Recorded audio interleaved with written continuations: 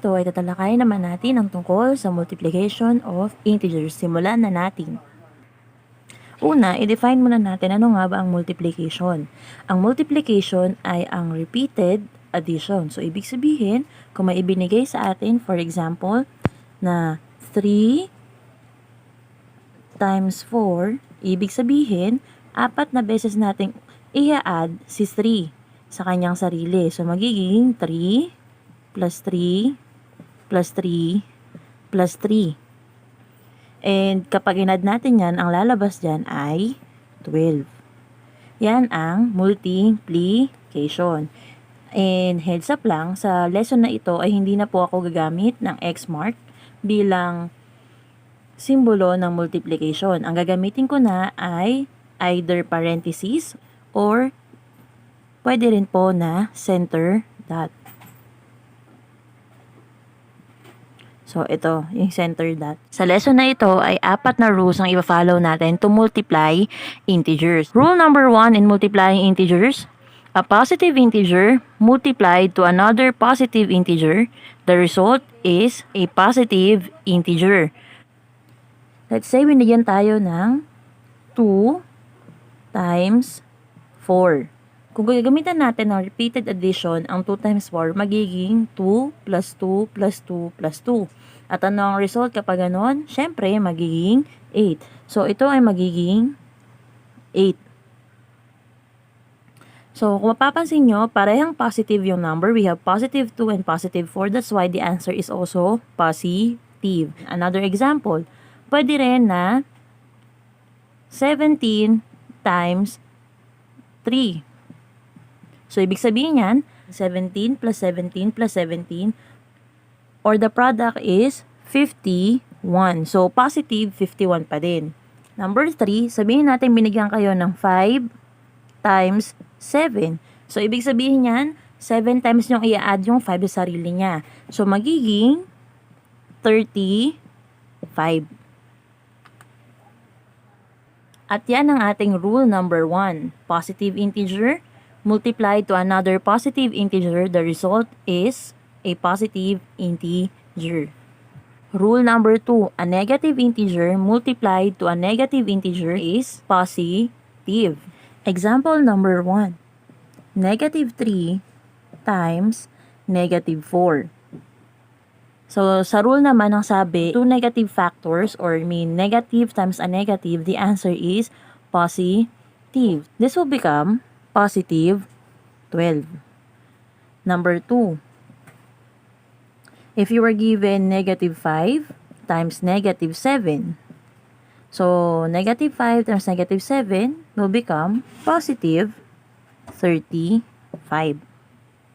Number 3, if you were given negative 10 times negative 20, since they are both negative, so positive 200. And that is rule number 2. Negative times negative is positive. So, kung mapapansin nyo, yung rule number 1 na positive times positive is positive, and yung rule number 2 na negative times negative is also positive. Dapat talaga, isa lang yung rule na yon. If you multiply numbers with same signs, the answer is positive. Pero para mas maging clear kung bakit nagiging positive yung sagot, inisa-isa natin. Rule number 3. The product of two integer with different sign is negative. If you're multiplying a positive integer to a negative integer, the answer is negative. Negative times positive is negative. And let's say you were given 3 times negative 4. So, kung mapapansin nyo, isang positive at isang negative yung binigay sa atin. So, tandaan nyo po na ang multiplication ay commutative. So, meaning, pwede ko rin gawin na maging negative 4 times 3 yung given. So, kung gagamitin natin yung repeated addition, ang babalik tayo dun sa part na i-add natin ng 3 beses yung negative 4 sa kanyang sarili. So, magiging negative 12. Okay? So, kung babalikan nyo rin yung rules and adding integers with same sign, or negative 4 plus negative 4 plus negative 4, ang lalabas doon ay negative 12. Add the numbers, keep the sign. So, ito yung application nun. Number 2. Kukuha ko ng example doon sa module na hawak ng mga students ko. Let's say you were given, galing to doon sa module ng mga estudyante ko, negative 11 times 2. So, kung gagamitin natin yung repeated addition dito, ibig sabihin yan, meron kang dalawang negative 11 na kailangan mong i-add. This will become negative 22. Last example, let's say you were given negative 4 times 8. Negative 4 times 8, since ito ay negative, ito ay positive, copy the negative sign, multiply 4 and 8, this will become 32. And that's the answer. Ihabol ko lang pala kasi syempre may mga cases na tatlo yung binibigay sa atin na numbers. Let's say for example, ang binigay sa inyo ay negative 1 times 4 times negative 3. Kung nakikita nyo naman, meron kayong dalawang negative at isang positive. So, kung i-follow natin yung mga rules natin, ang una nyo munang gagawin is multiply nyo muna yung numbers. 1 times 4 is 4. 4 times 3 is 12. So, this will become 12. And then, look at the sign. Kung mapapansin nyo, meron kayong dalawang negative dyan. So, rule number 2, in multiplying integers, negative times another negative, that is positive. So, magiging sagot nyo ay positive 12. So, paano kung ang binigay naman ay ganito? Let's have 1 times 4 times negative 3. So, isa na lang yung negative, dalawa na yung positive. Kapag ganyan, ang sagot dyan ay negative. 1 times 4 is 4 times 3, that's 12. So, ang sagot dyan, negative 12.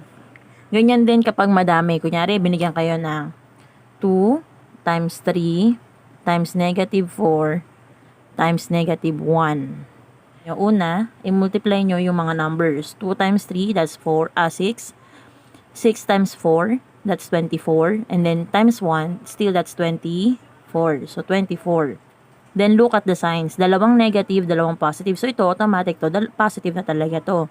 Eh, ito rin, negative times negative, di positive. So, yung sagot nyo dyan ay positive 24. Rule number 4, the product of a number multiplied to 0 is 0. So, kahit pa mahaba yung binigay sa inyo na problem, as long as may 0 yan, it will become 0. So, kunyari, binigay sa inyo ay 1 times 3 times 0, still the result is 0.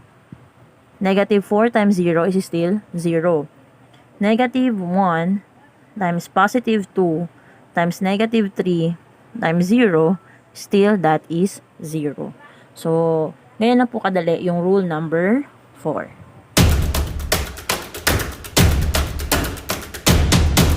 So, let's try answering the following. You can stop the video while you are answering. So, time yourself for 5 minutes and then after 5 minutes, you can check your work. Let us now answer. Number 1, 6 times negative 2 is negative 12. So, following rule number 3, different signs, the answer is negative. Number 2, negative 3 times negative 3 is positive 9. Number 3, 100 times 0 is 0. Number 4, negative 2 times negative 2 times negative 2 is negative 8. Number 5, 4 times 6 times 8 is 192.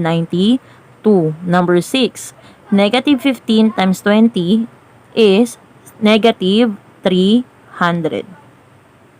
Sana'y nakatulong sa inyo ang video na to. See you next time.